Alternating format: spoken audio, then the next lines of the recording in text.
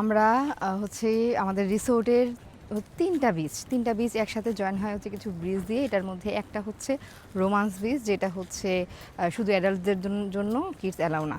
এখন আমরা একটু দেখতে যাবো ওই বীচটা কেমন। প্রিয়কে অনেক বুঝায় শোনায় রুমে রেখে আসছি, ও তো মানে আসবেই সাথে। ওরে বললাম যে আমরা একটু ঘুরতে যাচ্ছি, তুমি থাকো। ছোটোবেলায় একবার প্রিয়কে নিয়ে যখন থাইল্যান্ড গেছি, ঠিক এমন অবস্থা, ওয়াকিং স্ট্রিটে যখন হাঁটবো ওইখানে তো কিডস অ্যালাউ না। তখন প্রিয় যখন ঘুমাই গেছে, ওকে স্ট্রলারের মধ্যে রেখে স্ট্রলারটা পুরোপুরি ঢেকে দিয়ে তারপর আমরা ওয়াকিং স্ট্রিট ঘুরে আসছি।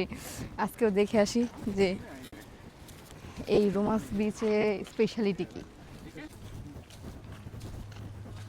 এই হচ্ছে ম্যাপ।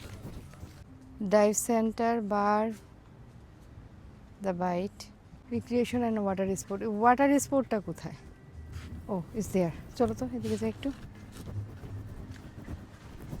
আমরা এখন আছি কোথায়? Where we are. Yeah, this is the breeze. This is the breeze. Water sports. Okay.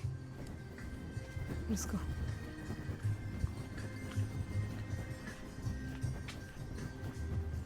তিনটা বিচ নিয়ে হচ্ছে এই রিসোর্টটা। আমরা হচ্ছি একটা সাইডে, তো এখানে হচ্ছে শাটেল বাস দিয়ে পুরোটা ঘুরতে হয়। তো আমরা একটা সাইডে নেমে গিয়ে এখন রোমান্স বিচে কি হয় এটা দেখতে আসছি, কারণ হচ্ছে এটা একদম প্রাইভেট একটা বিচ, এখানে কিডস অ্যালাউ না, অনলি অ্যাডাল্টস। তো অনলি অ্যাডাল্টসে মানে এই বিচের স্পেশালিটি কি পরে জানতে পারলাম যে আসলে অনেকে বাচ্চার নয়েজগুলো পছন্দ করে না। তো যারা একটুখানি ঠান্ডা পরিবেশের মধ্যে ট্যুরটা এনজয় করতে চায় তাদের জন্য হচ্ছে এই স্পেশাল বিচ।